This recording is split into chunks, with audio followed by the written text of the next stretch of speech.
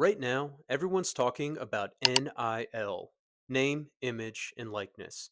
Headlines are everywhere talking about how college athletes are finally getting paid, showing multi-million-dollar deals, and players riding the transfer portal like a carousel for a few extra bucks. And one story in particular is making waves. Tennessee Vols quarterback Nico Amaliava parting ways with the school over an NIL contract dispute.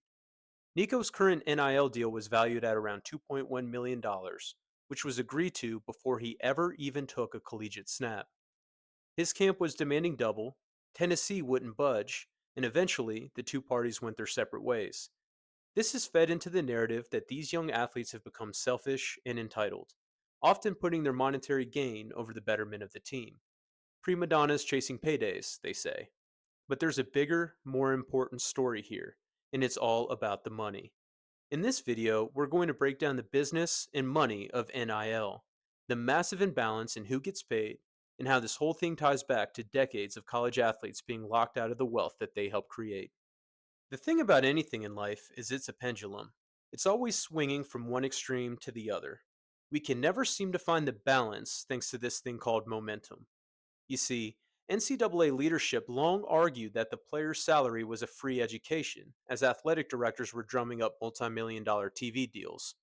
What's interesting is that for the majority of collegiate players, their free education is still worth more than what they are earning with NIL, but we'll get into that a little bit more later. Point being, we can confidently say that Nico's NIL contract holdout is one end of the pendulum. But what about the other? Let's rewind back to 2005. Reggie Bush, one of the greatest college football players of all time. He was a Heisman winner and a national champion who packed stadiums, boosted TV ratings, and brought millions into USC and the NCAA. What did he get for his efforts? Well, his mom got a Cadillac, and for that, they stripped his Heisman, wiped his records, and dragged him through the media, all because someone tried to give his family a tiny piece of what he was creating for everyone else. If you were to ask me which is more egregious, a kid wanting more money or a multi-million-dollar organization stripping a young man of every single collegiate accomplishment over something that did not impact or enhance his performance, I'd be inclined to side with the players on that one. But here's the thing, in this NIL era, we're not in balance yet. We've just traded one set of problems for another. Let's talk about the players who, if NIL existed back then, would have completely reshaped the landscape. Johnny Manziel, Johnny Football, one of the biggest names college football has ever seen. Manziel sold out every stadium he touched with his signature moneymaker emote. He made Texas A&M tens of millions of dollars in ticket sales, merchandise, and national exposure. He made nothing. He was signing autographs under the table in hotel rooms just to make cash because he legally couldn't touch any of the millions he was generating. In today's NIL market, Johnny would have cleared 8 figures easily. Same story with Cam Newton, the mythical creature from Auburn. He won the Heisman and became a national champion in the same year. Auburn went from Alabama's little brother to the belle of the ball overnight because of Cam. The number of sponsorships, NIL deals, and brand endorsements Cam would have pulled in today, it's insane to even think about. These are just two examples of generational talents who made everyone around them rich, except for themselves. The problem isn't that NIL exists, it's that, like most things in business, there's a massive imbalance in who actually gets paid, how much they get paid, and what that does to the system around them. In the NCAA, the same people who used to penalize a player for accepting a free pizza or a ride is now fueling this momentum by allowing these huge unrestricted deals without putting fair guidelines in place. Before we jump into the numbers, it's important to note that all of these figures are approximations from reputable sources. Aside from a $20.5 million revenue sharing cap imposed in 2025, NIL is largely an unregulated behemoth. There is no standardized reporting of these financials. I know, crazy to think about. With that, what we do know is the NIL officially began in July of 2021. And in just a couple of years, it's exploded. By 2023, the NIL market was estimated to hit $1 billion. Dollars. That's a huge number, but it's not evenly spread out. When looking at a breakdown of estimated 2025 NIL values by conference, we see a massive disparity. While conference giants like the SEC lead the way with an estimated $15.8 million in NIL value for 2025, a school in Conference USA will only have about $1.6 million to work with. In fact, Power 5 schools aim to average $11.7 million more in NIL revenue sharing in 2025 compared to non Power 5 schools. For context, a school in the Sun Belt Conference could not even afford Texas Longhorn quarterback Arch Manning's NIL deal, let alone an entire roster. Also, note we are talking about averages across the entire conference. For example, while Big 12 schools average $10.4 million in estimated NIL value for 2025, that average is skewed by giant schools in the conference.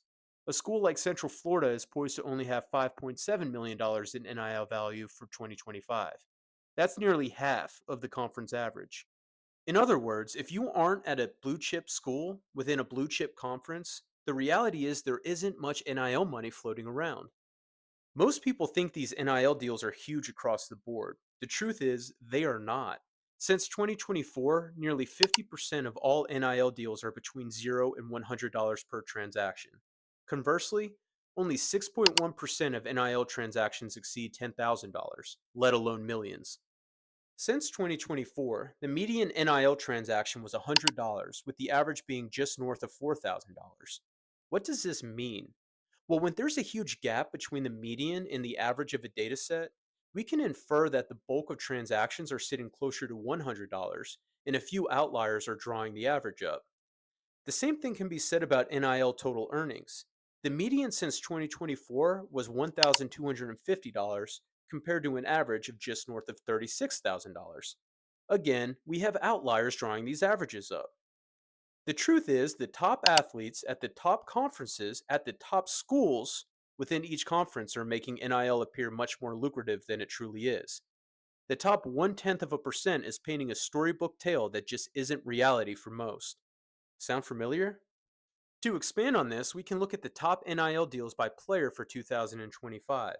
As you can see, all of these players are making around $3 million per year or more, with the top dog being Arch Manning clocking an absurd $6.6 million per year. While I know he is the nephew of all-time NFL great Peyton Manning, this young man hasn't even been the Longhorns' consistent starter, but yet he is still the top earner. To be clear, I acknowledge his all-world talent and that he will likely be a stud. It's just crazy to think that his NIL deal accounts for 32.5% of the Longhorns' revenue sharing cap. For context, the NFL's highest paid quarterback, Joe Burrow's deal, will only have a cap hit of 16.1% in 2025. Additionally, you have players like Bryce Underwood, who is getting paid top 10 money despite not playing a single snap yet. This isn't new. As stated in this video earlier, Nico's $2.1 million deal was negotiated in high school before he ever wore the orange and white. Now throw in the transfer portal. This system has changed everything. It used to be that if a player wanted to switch schools, they had to sit out for a year. That rule is gone.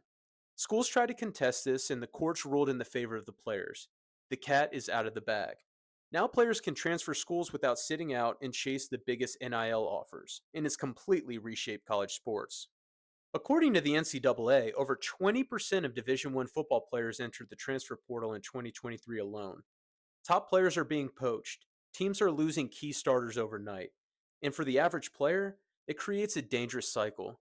Chase bigger money when, as we have covered, if they aren't the top end blue chip player, that money may not even be there. This may or may not be the story of Nico Maliava. He may truly be the blue chip player who will get blue chip money from a top school in a top conference, or he may just be another player caught in that dangerous cycle. The NIL era was long overdue.